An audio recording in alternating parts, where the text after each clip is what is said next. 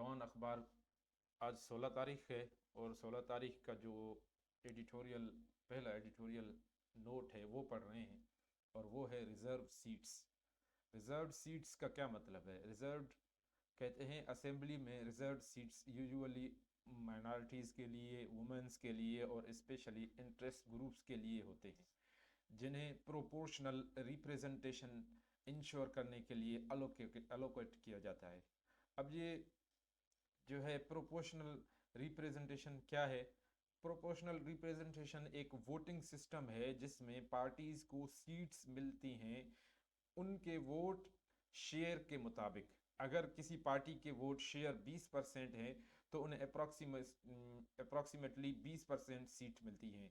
ये system for representation को, fair representation को इंश्योर करता है, जिसमें डाइवर्स व्यू पॉइंट्स असेंबली में आते हैं। ठीक है, मेरा ख्याल है कि रिज़र्व का मतलब सीट्स, रिज़र्व वैसे की मानी है कि एहतियात के तौर पर किसी चीज़ को आगे के लिए रख लेना, लेकिन जब हम असेंबली की सीट्स के हवाले से रिज़र्व की बात करेंगे तो ये आता है। मेरा ख्याल है कि आपको ये समझ में आ गया होगा रिज़र्व का। अच्छा, रिज़र्व ये है। अच्छा, after the Supreme Court took exception to its decision. Supreme Court, after का मतलब है के बाद, यानी सुप्रीम कोर्ट एक्सेप्शन, एक्सेप्शन किसे कहते हैं? एक्सेप्शन, एक्सेप्शन है इसका मतलब है इस्तिस्ना, या जो किसी कायदे या कानून की मुखालिफ वाक़या या शर्त दुरुस्त करने के लिए इस्तेमाल होता हो। ये किसी रूल या प्रिंसिपल से अलग या मुखालिफ होने के मुताबिक होता है।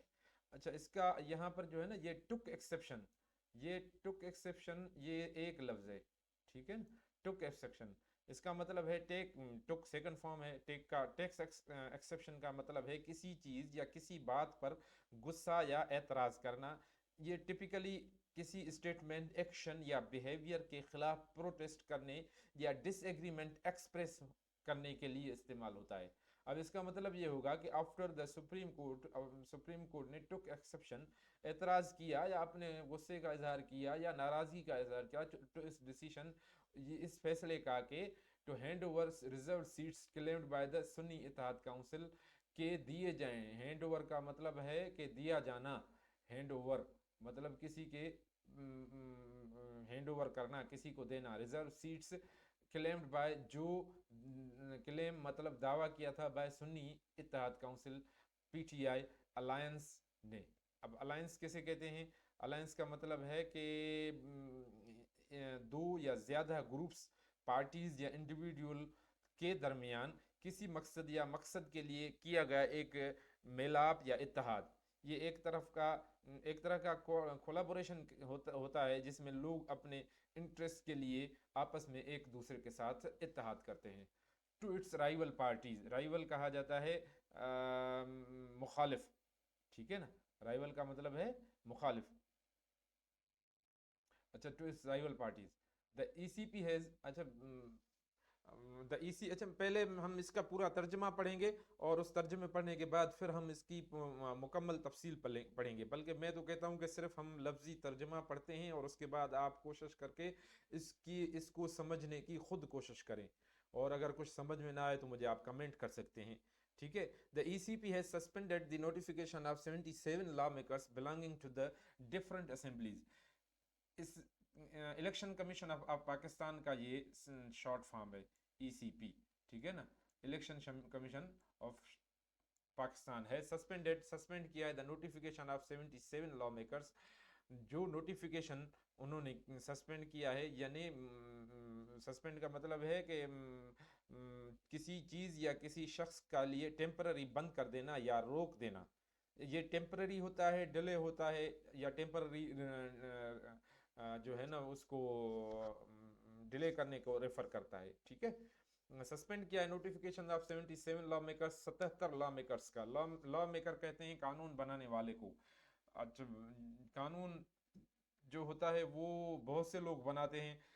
लॉ मेकर का मतलब वो लोग जो ग्रुप या वो लोग या वो ग्रुप जो कानून बनाते हैं। ये यूजुअली गवर्नमेंट ऑफिशियल्स, लेजिस्लेटर्स या पार्लियामेंटेरियंस जो होते हैं, जो लॉज को क्रिएट करते हैं, अमेंड करते हैं या रिपील करते हैं, इन सब के लिए ये लॉ मेकर्स का लफ्ज़ इस्तेमाल होता है।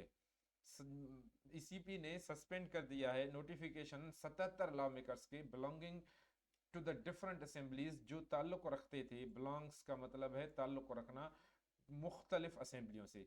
फॉलोइंग द डेवलपमेंट, अच्छा फॉलोइंग का मतलब वैसे तो किसी की पैरवी करना है, किसी के पीछे चलना है, लेकिन यहाँ पर होगा कि इस डेवलपमेंट, ये जो 77 का नोटिफिकेशन ख़त्म हो गया या सस्पेंड हो गया है, इस डेवलपमेंट के पीछे, ठीक है ना, इस डेवलपमेंट के पीछे, following the developments any plans, किसी तरह के plans that the ruling coalition, जो इत्तेहादी गवर्नमेंट थे, रूलिंग का मतलब है रूल करने वाला, और कोलिशन का मतलब है इत्तेहादी, head about tinkering with the constitution, वो जो है टिंकरिंग का मतलब क्या है, टिंकरिंग कहते हैं, टिंकरिंग विद का मतलब इसके साथ विद का इस्तेमाल होता है, इसकी मानी है या शीधने का तरीका, या ख़ास तौर पर किसी सिस्टम, प्रोसेस या प्लान को के माइनर चेंजेस या एडजस्टमेंट करना, या किसी चीज़ को मॉडिफाई करना। ये जो टिंकरिंग है ये अक्सर तौर पर एक्सपेरिमेंटली चेंजेस करने या इम्प्रूव करने के लिए इस्तेमाल होता है। अब इसका मतलब क्या होगा कि रूलिंग कोलिशन जो है, इत्तेहादी जो कोलिशन, कोलिशन कहते हैं एक से ज़्यादा के लोग आपस में मिले हुए हों, इत्तेहाद किया हुआ हो। Head about tinkering with the constitution, वो थे, मतलब हेड अबाउट वो थे कि इस सेंस में कि वो बनाएं या उसके अंदर थोड़ी सी तब्दीली लाएं, विद द कॉन्स्टिट्यूशन, आइन के अंदर, without seeking the oppositions buy in, opposition की जो है वो सजेशंस लेने के बजाय, ठीक है। बाय इन का क्या मतलब है, ये अलग लफ्ज है बिल्कुल, ठीक है ना, ये buy in, lie dead in the water अलग लफ्ज है, ये lie dead in the water ये अलग लफ्ज है, सही है, ये याद रखिएगा। अच्छा, यहाँ पर ये जो बात हो रही है कि constitution without seeking the oppositions buy in, मतलब कॉन्स्टिट्यूशंस के अंदर वो कुछ तब्दीली करना चाह रहे थे, रूलिंग कोलिशन, इत्तेहादी गवर्नमेंट जो है, अबाउट टिंकरिंग का मतलब है कि वो उसके अंदर कुछ तब्दीलियाँ ला रहे थे कॉन्स्टिट्यूशन में, विदाउट सीकिंग, विदाउट सीकिंग का मतलब है सवाए पूछने के, सीक का मतलब पूछना भी होता है, मालूम करना भी होता है। अच्छा, बायन का मतलब है कि किसी आइडिया, प्लान या प्रोजेक्ट को सपोर्ट करना या उसमें शामिल होना, ये टिपिकली टीम या ग्रुप का मेंबर्स के पार्टिसिपेशन, आर्ग्यूमेंट या अप्रूवल को रेफर करता है, ठीक है ना, ये किसी के ग्रुप के मेंबर्स के पार्टिसिपेशन या एग्रीमेंट को अप्रूवल करता है, यानी ये जो कॉन्स्टिट्यूशन को कर रहे थे विदाउट सीकिंग कर रहे थे, बाय इन, यानी अपोजिशन जो थी उसका ज़रूरी था कि इसमें कॉन्स्टिट्यूशन में उनसे पूछते, वो उस पूछने को बजाय वो खुद करना चाह रहे थे। लाई डेड इन द वाटर का मतलब ये है कि मतलब लाई एंड डेड का मतलब किसी चीज़ का प्रोग्रेस या मूवमेंट रुक गया, रुक जाना, खास तौर पर जब कोई इनिशिएटिव या प्रोजेक्ट बंदा ले रहा हो और उसके बाद वो अचानक से बंद हो जाए, उसके लिए भी कहा जाता है। बहरहाल लाई डेड इनका, लाई डेड का मतलब ये है कि वो जो चीज़ या प्रोग्रेस या मूवमेंट थी वो रुक गई है। लाई डेड इन द वाटर ये पूरा फ्रेज है, इस पूरे का मतलब ये है कि बंद हो जाना, ख़त्म हो जाना था। At least for the time being, at least का मतलब है कम अज कम, ठीक है, कम अज कम, फॉर द टाइम बीइंग। अच्छा, फॉर द टाइम बीइंग भी एक पूरा लफ्ज है, मतलब इस वक्त के लिए, फॉर द टाइम बीइंग मतलब इस वक्त के लिए, समझ में आ रहा है। Also in question is the fate of the senators, इसके साथ साथ आल्सो यानी इसके साथ साथ इन क्वेश्चन, ये भी एक question is the fate of senators who were voted in the most recent round of elections to the upper house, उन सेनेट, यहाँ पर एक और क्वेश्चन भी है, वो के फेट का मतलब है कि किस्मत या तकदीर, यानी उनकी तकदीर सेनेटर्स की, वो जो जिन्होंने वोट दिया था रीसेंट मना बिल्कुल अभी राउंड ऑफ इलेक्शंस, इलेक्शंस का जो राउंड है टू द अपर हाउस के लिए। पाकिस्तान के अंदर अपर हाउस का लफ्ज जो है वो इस्तेमाल होता है सेनेट के लिए, ठीक है। The 77 lawmakers who have been suspended from office, 77 lawmakers जो मुअत्तल किए गए हैं अपनी ऑफिस से, हैड पार्टिसिपेटेड, उन्होंने हिस्सा लिया था in the senatorial elections, senate के इलेक्शन में, thereby colouring its results, जिसमें उन्होंने रिजल्ट्स में कलरिंग की थी। अच्छा, ये यहाँ पर जो कलरिंग है ना, ये कलरिंग का क्या मतलब है? कलरिंग इट्स रिजल्ट का मतलब ये है कि किसी तज्जिए, रिपोर्ट या प्रोग्रेस को इन्फ्लुएंस करना या मैनिपुलेट करना। अच्छा, ये मैनिपुलेट का लफ्ज ज्यादा इस्तेमाल होता है ताकि उसकी रिजल्ट्स या आउटकम्स जो हैं स्पेसिफिक पर्सपेक्टिव या एजेंडे को रिफ्लेक्ट करे। ये फ्रेज बायस या मैनिपुलेशन को डिस्क्राइब करने के लिए इस्तेमाल होता है, ठीक है।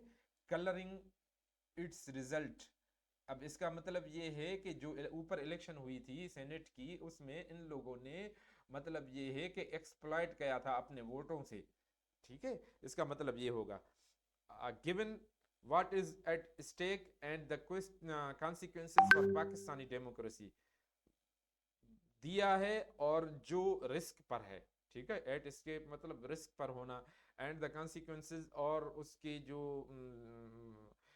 रिजल्ट्स हैं, कॉन्सिक्वेंस का मतलब होगा रिजल्ट्स का होना, ठीक है।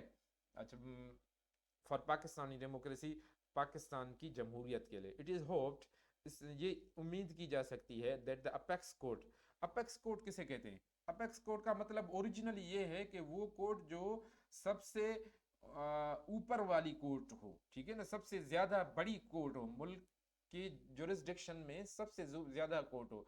टिपिकली ये सुप्रीम कोर्ट या किसी कंट्री की हाईएस्ट जुडिशल अथॉरिटी के लिए रेफर किया जाता है, जो सबसे ज्यादा अथॉरिटी और पावर रखती हो लीगल मैटर्स में, उसके लिए अपेक्स का लफ्ज इस्तेमाल होता है। यहाँ पर पाकिस्तान के अंदर अपेक्स कोर्ट यूजुअली और मोस्टली सुप्रीम कोर्ट के लिए इस्तेमाल होता है। Will not delay on the matters, अब डेली का क्या मतलब है कि वो मैटर्स में डेली नहीं करेंगी, डेली का मतलब है देर नहीं करेंगी, ठीक है ना। अच्छा, दोबारा पढ़ते हैं इसको। Given what is at stake, दिया जो नजर आ रहा है वो रिस्क पे है, और द कॉन्सिक्वेंसेस और उसकी जो रिजल्ट्स हैं, उसकी जो आउटकम्स हैं वो फॉर पाकिस्तानी डेमोक्रेसी, जो पाकिस्तानी जमहूरियत के लिए, इट इज़ होप्ड, इसलिए उम्मीद की जा सकती है दैट द अपेक्स कोर्ट यानी supreme court will not daily on the matter, कि इस मसले में देर नहीं करेगी, ठीक है। अच्छा, अब हम उसके बाद है कि since it has taken up the case as one which requires constitutional interpretation, जब से ये केस टेकन अप मतलब लिया गया है, टू टेक अप मतलब लेना, उठाना, the case as one which requires जो ज़रूरी है या रिक्वायर्स है या उसकी ज़रूरत है कि कॉन्स्टिट्यूशनल इंटरप्रिटेशन, के कॉन्स्टिट्यूशनल आईनी जो है उसके अंदर समझ आईनी तौर पर उसको समझा जाए। इंटरप्रिटेशन का मतलब है किसी की वजाहत करना, किसी चीज़ की एक्सप्लेन करना किसी चीज़ को। अ बेंच कंप्राइजिंग एटलीस्ट 5 जजेस, बेंच जो है कंप्राइजिंग जो मुश्तमिल है, कंप्राइजिंग का मतलब होगा कि मुश्तमिल होना, ठीक है, कि मुश्तमिल है, एटलीस्ट 5 जजेस हैज़ टू डिसाइड, कि उनको हैज़ टू डिसाइड, उनको फैसला करना है, हाउ द कॉन्स्टिट्यूशन इंटेंडेड, कि आइन का मकसद क्या चाह। वैसे इंटेंट का मतलब है कि किसी चीज़ का इरादा करना है, और यहाँ पर होगा कि कॉन्स्टिट्यूशन के आइन का मकसद क्या था, ठीक है ना। इंटेंडेड, इंटेंडेड का मतलब है कि कॉन्स्टिट्यूशन इंटेंडेड, आइन किस लिए बना, या decide how the constitution intended, कि आइन का मकसद क्या था, for reserve seats, reserve seats के लिए, शुड बी डिवाइडेड, कि किस तरह उनको डिवाइड किया जाए। The court must announce a bench at the earliest, court को जितनी जल्दी हो, एट द अर्लीस्ट का मतलब है जितनी जल्दी, एट द अर्लीस्ट ये पूरा लफ्ज है, ठीक है ना। अर्लीस्ट के एट द अर्लीस्ट माना जितना जल्दी मुमकिन हो सके, so that the functioning of parliament is not affected, इसलिए कि जो पार्लियामेंट का काम करना है, फंक्शनिंग का मतलब है काम करना, इज़ नॉट अफेक्टेड, उस पर असर नहीं पड़ता या उस पर कोई असर नहीं होता, फॉर एनी लॉन्गर, ज़्यादा देर के लिए, फॉर एनी लॉन्गर का मतलब है ज़्यादा देर के लिए, ठीक है। Then is absolutely, for any longer than तक है पूरा, फॉर एनी लॉन्गर देन, ठीक है, कि इज एब्सोल्युटली नेसेसरी, वो जो कि ज़रूरी है। अच्छा, जुमले को फिर मैं पढ़ता हूँ। The court must announce, court को जो है जल्दी ही अनाउंस करना चाहिए, ऐलान करना चाहिए, दैट अ बेंच जो है वो बेंच जो है एट द अर्लीस्ट, जितनी जल्दी हो सके, इसलिए कि पार्लियामेंट का जो काम करना है वो उस पर असर न पड़े, for any longer then is absolutely necessary, कुछ इससे ज़्यादा कि जिसके लिए जितना वो ज़रूरी है उसका काम करना। It is a shame that, ये भी एक शर्म वाली बात है। शेम का मतलब है शर्म, शर्म होना। That more than 3 months after the general election के 3 माह से ज़्यादा होने के बाद भी, we still not have a clear picture of, हमें अभी तक नहीं है कोई साफ तस्वीर of where things stand politically, के चीज़ें कहाँ पर खड़ी हैं सियासी तौर पर। द स्टेबिलिटी, इस्तेहकामियत, स्टेबिलिटी का मतलब है इस्तेहकामियत, ठीक है, स्टेबिलिटी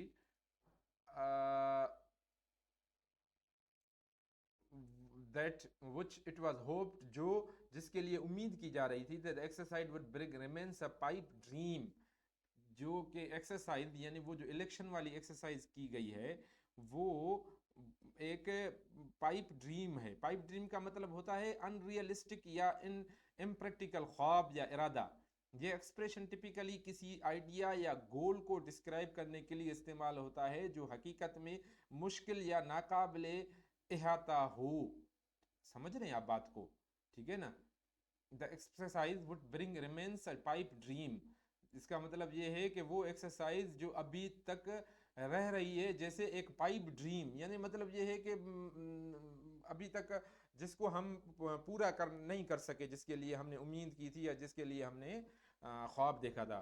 दो सम लीडर और other regular appears on TV, दो अलबत् जब तक के, दो का मतलब है जब तक के, या दो का मतलब अलबत्ता है, ठीक है ना, अलबत्ता सम लीडर, कुछ जो रहनुमा हैं, और दी अदर रेगुलरली, या वो जो अक्सर तौर पर, रेगुलरली यानी ज़्यादा तौर पर, रोज़ाना की बुनियाद पर, अपीयर्स ऑन टीवी, जो टीवी पर अपीयर होते हैं, टू अश्योर द पीपल, ताकि लोगों को ये यकीन दिलाएं, अश्योर का मतलब है यकीन दिलाना, that the nation has turned a corner and better days are not too far off, कि कौम ने जो है वो टर्न अ कॉर्नर का मतलब किसी मुश्किल या मुसीबत से बाहर निकलने की है, ठीक है ना। टू टर्न अ कॉर्नर का मतलब है कि आप किसी मुसीबत से या किसी मुश्किल से आप निकल आए हैं, इसको टर्न अ कॉर्नर कहते हैं। कि वो लोग टीवी पर आते हैं और ये यकीन दिलाते हैं कि नेशन, कौम जो है वो टर्न द कॉर्नर, किसी मुसीबत से निकली है, and better days are not too far off, कि जो अच्छे दिन हैं वो not too far off, far का मतलब है दूर, बहुत दूर, के जो अच्छे दिन हैं वो कुछ ज़्यादा दूर नहीं है।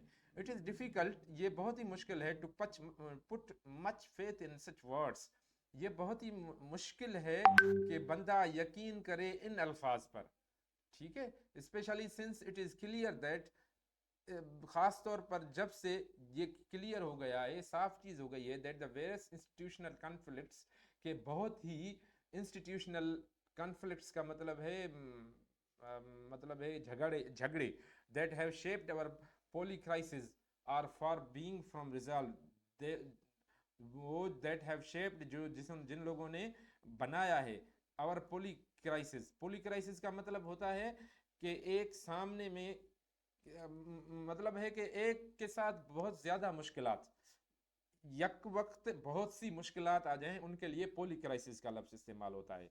दैट हैव शेप्ड आवर, जिसने बना दिया है, शेप का मतलब है बनाना, all poly crises are far from being resolved. poly crisis जो बैक वक्त बहुत सी मुश्किलात हैं जो वो far from माना दूर होना, being resolved हल होने से, ये far from एक ही लफ्ज है, ठीक है ना, being resolved कि वो हल हो सके. The role played by the election commission in the perpetuating this sorry state of affairs, role जो है जो किरदार रहा है, played by जो अदा किया है इलेक्शन कमीशन ऑफ पाकिस्तान में इन परपेट्यूएटिंग. अच्छा, परपेट्यूएटिंग का क्या मतलब है, लफ्जी माना में करता हूँ ताकि आपको चीज़ें वो लफ्ज़ की समझ में आए. परपेट्यूएटिंग, परपेट्यूएट्स जो है वो इसका मतलब ये है किसी चीज़ को कंटिन्यू या मेंटेन करना, ख़ास तौर पर अगर वो कुछ नेगेटिव या अनडिज़ायरेबल हो. ये टर्म टिपिकली किसी बिहेवियर, बिलीफ या सिचुएशन को डिस्क्राइब करने के लिए इस्तेमाल होता है जो एक नेगेटिव साइकिल में रहता है या जारी रखता है. ठीक है, अब इसका मतलब ये है कि रोल जो है प्ले किया, अदा किया इलेक्शन कमीशन ने इन परपेट्यूएटिंग, माना ये करते हुए, this sorry state of affairs, इस तरह के, सॉरी का मतलब यहाँ बुरे होगा, स्टेट ऑफ अफेयर्स मुल्क के, स्टेट ऑफ अफेयर्स मतलब मुल्क के जो हालात हैं, काम थे. मतलब ये है कि जो रोल प्ले किया है इलेक्शन कमीशन में इलेक्शन के दौरान वाले जितने भी काम थे उसमें, इन पर्टिकुलर खास तौर पर डिजर्व स्ट्रिक्ट स्क्रूटनी, ज़रूरत है इस चीज़ की, चाहिए ये कि उनकी पूरी तरह से छानबीन की जाए. स्क्रूटनी का मतलब है छानबीन की जाए. Despite being wasted with all powers it needed, बावजूद इसके के वेस्टेड मतलब दिए गए, वेस्टेड का वेस्ट वीईएस्ट के साथ, वेस्ट का मतलब है किसी को कोई जिम्मेदारी या चीज़ दे देना, विद ऑल पावर्स यानी सारे के सारे पावर्स दिए गए, इट नीडेड जो जिन पावर्स की इसको ज़रूरत थी, टू रिस्पॉन्सिबिलिटी इस जिम्मेदारी के साथ कि वो steer the country through a democratic transition. Steer का मतलब क्या है, स्टीयर का मतलब ये है कि किसी चीज को डायरेक्शन या कोर्स पर कंट्रोल करना, खास तौर पर किसी व्हीकल या बोट को कंट्रोल करना. ये टर्म जो है ये भी, या ये लफ्ज जो है वो इंडिकेट करता है कि कोई इंडिविजुअल या एंटिटी यानी कोई इदारा किसी सिचुएशन को कंट्रोल कर रहा है या उसका कोर्स से उसको उसको कोर्स सेट कर रहा है. ठीक है ना. अब यहाँ पर ये होगा कि powers it indicate to responsibility to steer का मतलब है कि ठीक बनाए the country's through a democratic transition, मुल्क को एक जमहूरी अमल से, ट्रांजेक्शन का मतलब है जमहूरी अमल. It can only manage an election, इसको फकत मैनेज करना था, बनाना था एक election that fell for short of the promise of being, जो न रही, फेल का मतलब वैसे तो गिर जाना है लेकिन यहाँ पर होगा कि fail for short of promises, वो जो गिर गई या ख़त्म हो गई या न हुआ वो जो वायदे किए थे कि ये जो इलेक्शन है वो being free, fair, impartial and inclusive, कि वो जो इलेक्शन है वो फ्री होगी, फेयर भी होगी. फेयर का मतलब है कि साफ शफाफ होगी, और कहाँ गया, और फ्री, फेयर कहाँ गया, फेयर, इम्पार्शल. इम्पार्शल का मतलब है कि बेपाक या बेतरफ होना, यानी किसी तरफ होने की बजाय, पार्शल कहते हैं किसी की तरफदारी करना. एंड इंक्लूसिव, इंक्लूसिव का मतलब है किसी चीज में सबको शामिल करना, खासतौर पर डाइवर्स ग्रुप्स या इंडिविजुअल्स को बिना किसी डिस्क्रिमिनेशन के. इसका मतलब है कि सब के सब पाकिस्तानियों को जो इलेक्शन में खड़े होते हैं उन सबको अपना अपना रोल प्ले करने के लिए, खड़े होने के लिए और फ्री भी इलेक्शन करने के लिए होना. It then bungled the management of elections, इसने जो है बंगल का मतलब होता है कि आप बिगाड़ दें किसी चीज को. ठीक है ना, किसी चीज को खराब कर दें, माना तबाह करे छॾणु, कारो मोह करे छॾणु जीअं चऊं त हिते बि इन जी माना इहा ई थींदी. त it bungled the management of election results, इसने खराब कर दिया, बिगाड़ दिया मैनेजमेंट जो है इलेक्शन रिजल्ट्स की. which gave rise to serious controversies, जिसने उभारा या बनाया, ऊपर किया सीरियस कंट्रोवर्सीज, जो संजीदा किस्म की वो जो झगड़े थे regarding the fixing of final results, वो जो फाइनल रिजल्ट्स को बनाने के हवाले से था.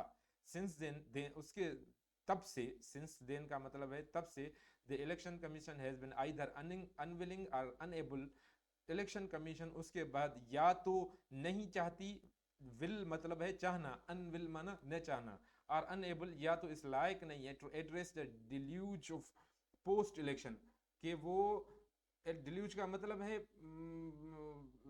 एड्रेस, अच्छा तो एड्रेस का मतलब है मतलब सामना करना या किसी चीज को जो है वो मुंह देना, ठीक है ना। एड्रेस द डिल्यूज, डिल्यूज का मतलब है वो बहुत बड़ा तूफान, किसी भी शक्ल में आने वाला जो तूफान हो, हवा की शक्ल में आए या मुश्किलात की शक्ल में आए। Deluge of post election complaints मतलब वो तूफान जो इलेक्शन, पोस्ट का मतलब है कोई चीज जो किसी अमल के बाद के लिए इस्तेमाल की जाए, पोस्ट इलेक्शन मतलब इलेक्शन के बाद की जो कंप्लेंट्स हैं। For example, it defies understanding Y, इसमें डिफाइज का मतलब है कि मुश्किल पेश आना या दुश्वार होना, इस चीज को समझना कि वाई इट रिफ्यूजेस, कि इसने क्यों इनकार किया, to notify more election tribunals, के नोटिफाई करें या बनाएं बहुत ज़्यादा election tribunals for Punjab, Punjab के लिए, despite being in receipt of the nominees from the Lahore high court, बावजूद इसके कि दिए गए नॉमिनीज मतलब नॉमिनीज लाहौर हाई कोर्ट से, its decision and actions clearly need to be reviewed, इसके जो फैसले हैं और काम हैं या अमल हैं वो साफ ज़रूरत महसूस करवा रहे हैं कि रिव्यू किया जाए। रिव्यू का मतलब, व्यू का मतलब है देखना, रिव्यू का मतलब है दोबारा देखना, देखना in the light of the country's laws, मुल्क के कानून की नज़र में, एंड इट्स कंट्रोवर्शियल डिसीशंस, और इसके जो मुतनाज़ा फैसले हैं रिगार्डिंग रिजर्व सीट्स,